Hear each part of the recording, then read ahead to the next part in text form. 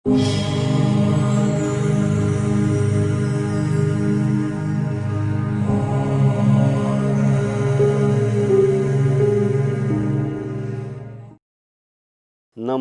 तस्स भगवतो अरहतो सम्मा सम्बुद्धस्स। बोधि टिभी मार्फत प्रसारण भइरहेको अमूल्य धर्मदेशनाहरू सुन्नको लागि तयार भएर बसिरहेको अवस्था हो। अहिले गत क्रमाङ्कलाई नै निरन्तरता दिने क्रममा यो कर्मको विषयलाई लिएर नि म तपाईहरुलाई केही उपदेश दिन गइरहेको छु। गत क्रमाङ्कमा मैले तपाईहरुलाई कर्मको बारे, बौद्ध अवधारणाको बारे भन्ने क्रममा चेतना नै कर्म हो भन्ने कुरा मैले तपाईहरुलाई भने। चेतनायुक्त भएर गर्ने कर्म नै कर्मपथको रूपमा या कर्म फल वा विपाक दिन सक्ने कर्मको रूपमा परिणत हुन जान्छ भनेर चाहिँ मैले गत क्रमाङ्कमा चाहिँ भनेको थिएँ। त्यही अनुसार जुन यो चेतना सहित कर्म, चेतना रहित कर्म, यस खालको कर्महरूलाई बौद्ध दर्शनमा भगवान बुद्धले विभिन्न प्रकारका शब्दहरू प्रयोग गर्नुभएको छ। त्यसलाई चाहिँ विभिन्न शब्द प्रयोग गरेर कर्मको बारे उहाँले देशना गर्नुहुन्छ। त्यसै विभिन्न शब्दद्वारा यो कर्मलाई विभाजन गर्ने क्रममा वहाँ भगवान बुद्धले सचेतनिक कर्म, अचेतनिक कर्म भनेर दुई किसिमका कर्मको बारे देशना गर्नुहुन्छ। मैले गत क्रमाङ्कमा चेतनाको बारे भनेको थिएँ। त्यो चेतनाको बारे भनेको जुन कुरालाई तपाईहरुले राम्ररी बुझेको छ भने यो सचेतनिक कर्म र अचेतनिक कर्म भन्ने दुई किसिमका कर्मको बारे बुझ्नलाई चाहिँ गाह्रो हुँदैन। जुन यो मनको प्रेरणा हो, मनको कार्यात्मक पक्ष हो, यो चेतना भनेको, यो चेतना युक्त भएर चेतना सहित गर्ने कर्मलाई हामी सचेतनिक कर्म भन्छौं। र अचेतनिक कर्म भनेको चेतना रहित, मनको प्रेरणा रहित, अन्जानी गर्ने जुन किसिमको कार्य छ, चाहे त्यो कार्य शरीरबाट हुन सक्छ, चाहे त्यो कार्य वचनबाट हुन सक्छ, चाहे त्यो कार्य मनबाट हुन सक्छ।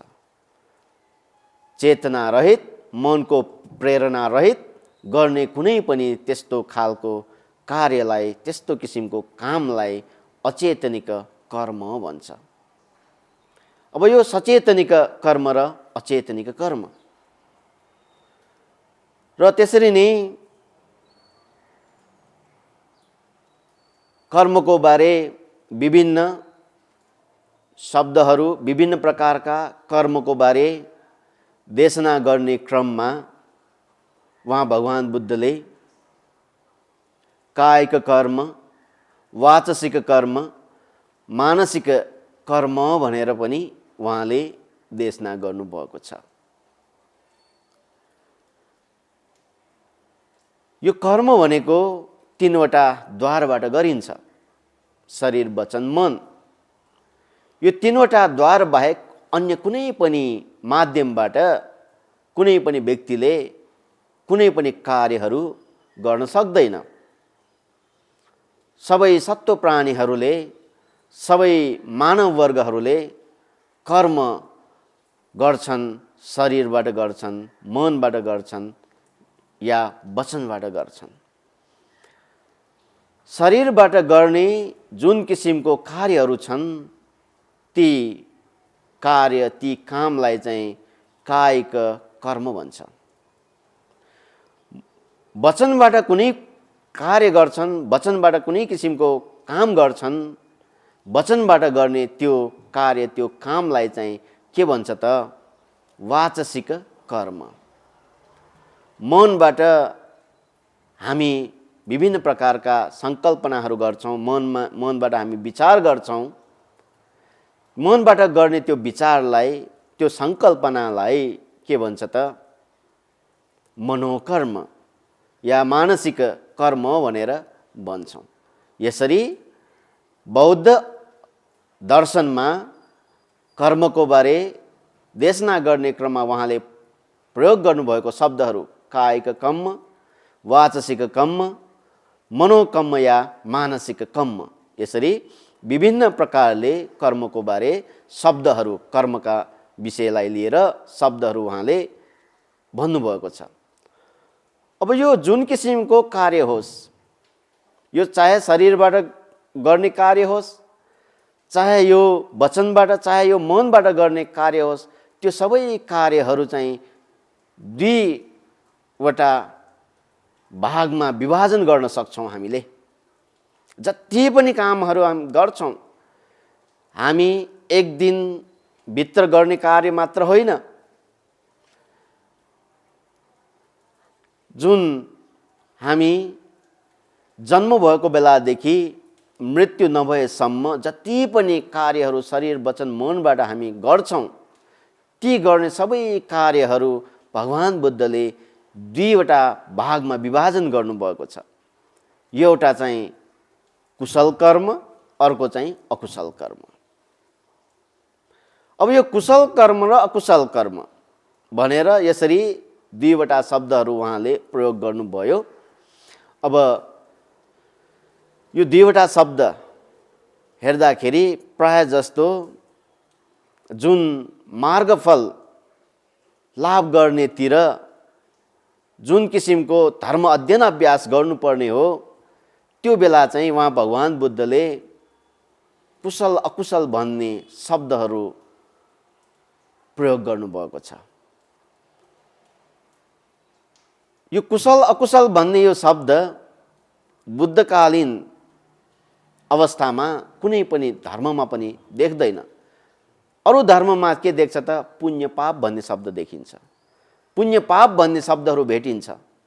तर कुशल र अकुशल भन्ने यो शब्द भनेको बुद्धले नै देशना गर्नुभएको शब्दहरू दुईवटा हो। यो कुशल र अकुशल भनेको बुद्धले जुन यो पुण्य पाप भन्ने शब्दलाई छोडेर किन कुशल अकुशल भन्ने शब्दहरू प्रयोग गर्नुभयो त?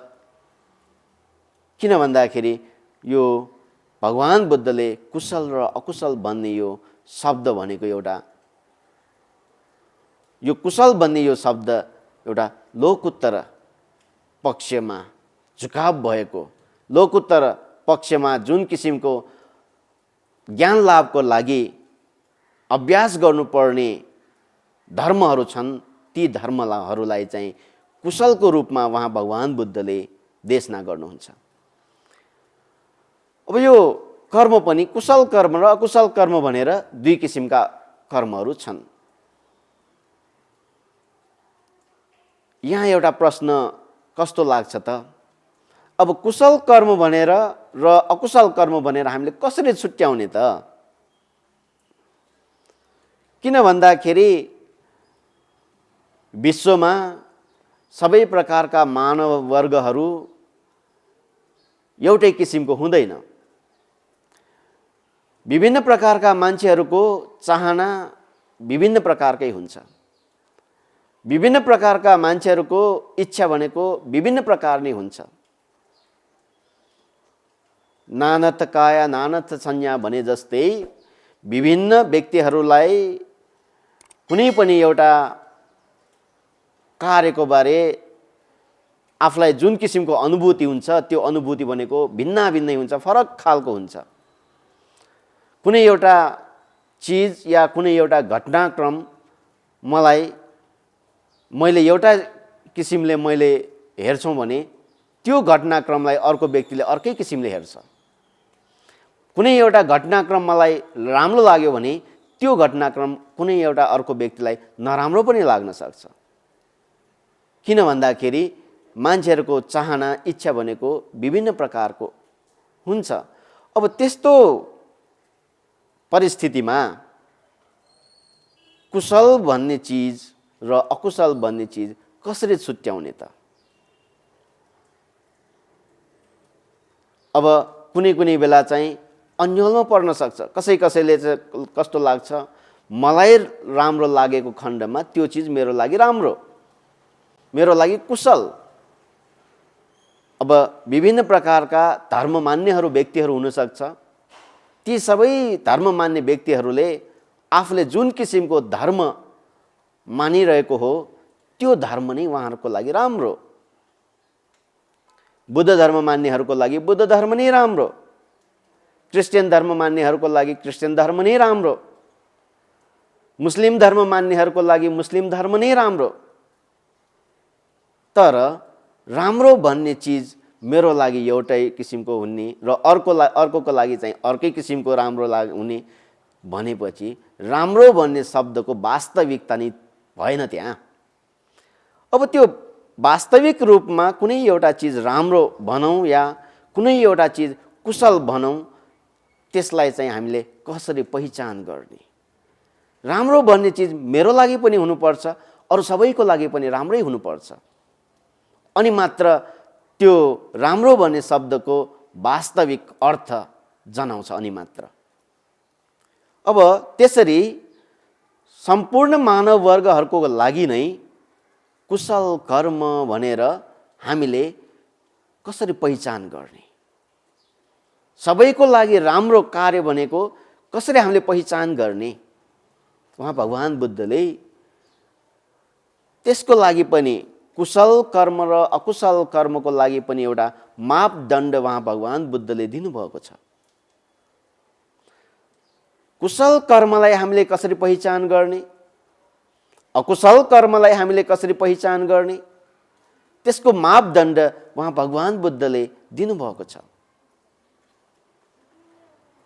अम्बलट्टिका राहुलोवाद सूत्र, मज्जिम निकाय अन्तर्गत अम्बलट्टिका राहुलोवाद सूत्र भनेको अति नै महत्त्वपूर्ण, यो विषयलाई लिएर अति नै महत्त्वपूर्ण एउटा देशना हो। अम्बलट्टिका राहुलोवाद सूत्र भगवान बुद्धले अम्बलट्टिका भन्ने वनमा राहुलको निमित्तलाई लिएर देशना गर्नुभएको एउटा सूत्र हो। अब यो सूत्र देशना गर्नुको पनि एउटा कारण छ। हामीलाई थाहा छ राहुल भनेको भगवान बुद्ध सिद्धार्थ अवस्थामा आफ्नो छोरा राहुल अंश माग्ने क्रममा भगवान बुद्धले आफूले दिन सक्ने एउटा अंशको रूपमा उहाँलाई चाहिँ प्रवजित भाव दिनुभयो, प्रवजित गराउनु भयो।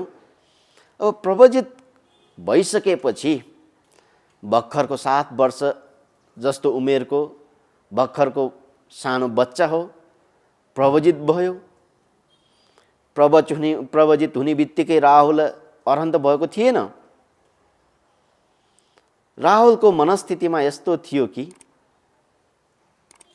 मेरो बुवा नै बुद्ध हो, मलाई कसैले के गर्छ र, मलाई कसले के भन्छ र, मेरो बुवा नै बुद्ध हुनुहुन्छ भन्ने त्यस्तो खालको एउटा घमण्ड राहुलमा थियो। अब जहिले पनि त्यस्तो घमण्डको कारणले गर्दाखेरि काम गर्नुमा पनि एकदमै अल्छी, एकदमै चकचकी, मलाई कसैले केही गर्दैन, मलाई कसैले केही भन्न सक्दैन भन्ने त्यस्तो किसिमको घमण्ड खालको मानसिकता राहुलमा थियो। अब जहिले पनि अनि राहुलको बारे कम्प्लेन, राहुलले यस्तो गर्यो, उस्तो गर्यो, उस्तो भन्यो, यस्तो भन्यो। यो कुरालाई बुझेर अब त्यस्तो भर्खरको सानो उमेरको राहुललाई एउटा बुझ्ने तरिकाले केही न केही एउटा उपदेश दिनु पर्यो। राम्रो के हो, नराम्रो के हो, त्यो त बुझाइदिनु पर्यो। त्यो बुझाइदिने क्रममा उहाँ भगवान बुद्धले राहुललाई देशना गर्नुभएको एउटा सूत्र हो अम्बलट्टिका राहुलोवाद सूत्र। भर्खरको त्यो 7 वर्षको उमेरमा रहेको राहुललाई राम्रो नराम्रो बुझाउनको लागि देशना गर्नुभएको एउटा सूत्र।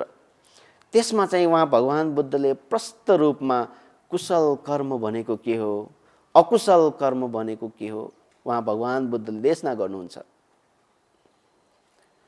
राहुल, म तिम्रो कुटीमा जान चाहन्छु, जाऊँ तिम्रो कुटीमा भनेर राहुललाई सँगै लिएर राहुल बस्ने एउटा कुटी भन्ने एउटा कोठा हो।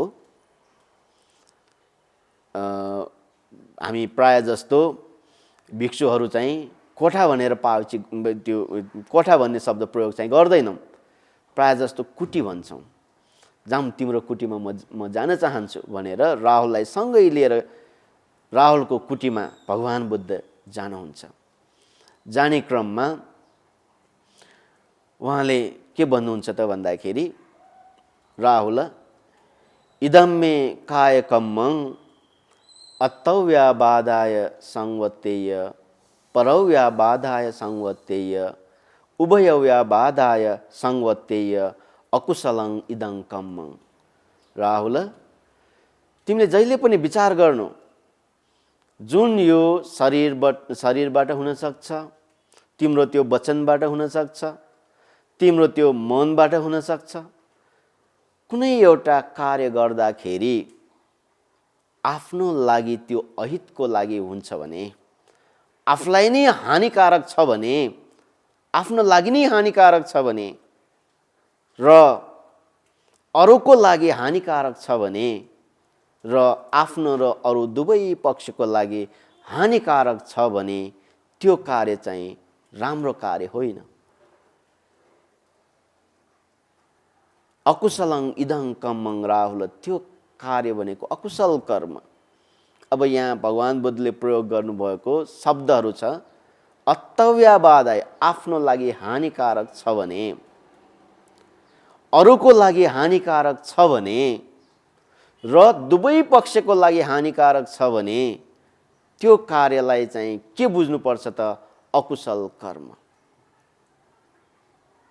अब तपाईहरू आफ्नो कार्यलाई चाहिँ यो मापदण्डभित्र राखेर तुलना गर्नुहोस्।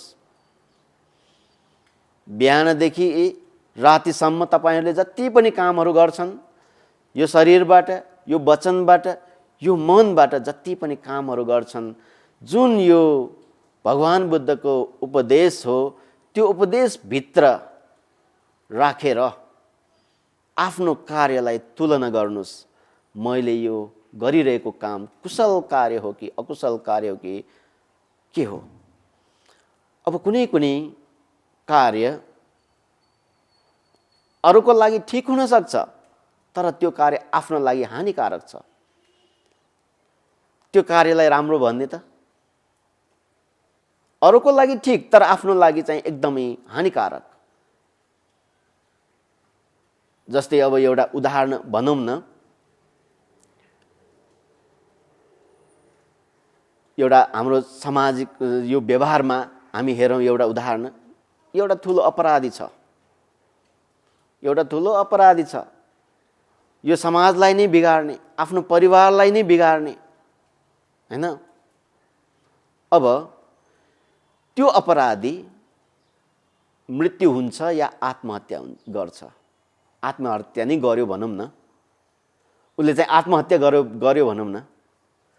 अब उसको आत्महत्याले गर्दाखेरि चाहिँ कुनै एउटा परिवारको एउटा समस्या समाधान हुन्छ भने, कुनै एउटा समाजको एउटा समस्या, एउटा कलङ्क हटेर गयो भने त्यो उसको आत्महत्यालाई हामी कुशल कर्म भन्ने त? राम्रो काम भन्ने त? भन्नेहरूले त भन्छ ल फल्ना एकजनाले आत्महत्या गरेकै ठिक, त्यसले गर्दाखेरि परिवारलाई पनि सुख पाउने भयो, त्यसले गर्दाखेरि चाहिँ हाम्रो समाजलाई पनि सुख पाउने भयो। व्यवहारमा हामी त्यसरी भन्ने गर्छौँ। तर धर्मसँग तुलना गर्ने क्रममा समाजलाई परिवारलाई सुख भयो भन्दैमा कुनै पनि व्यक्तिले गरेको आत्महत्यालाई कुशलको रूपमा लिन सक्दैन, त्यो अकुशल नै हो। त्यसकारणले भगवान बुद्धले प्रयोग गर्नुभएको शब्दहरू हेर्नुहोस्, अतव्यवादाय संवत्तेय, आफूलाई चाहिँ हानिकारक छ, अरूलाई हितकर छ, त्यसलाई पनि कुशल भन्दैन। र अरूलाई चाहिँ हानिकारक छ, तलाई आफूलाई चाहिँ सुखकर नै छ। अर्को लागि हानि भइरहेको छ तर चाहिँ आफूलाई चाहिँ राम्रै भएको छ, त्यसलाई पनि अकुशल भन्दैन। त्यो पनि के हो? त्यो पनि एउटा किसिमको के हो? अकुशल नै हो। अब आफू र अरू दुवै पक्षलाई हानिकारक छ भने त्यो त स्वतः नै अकुशल नै हुने भयो।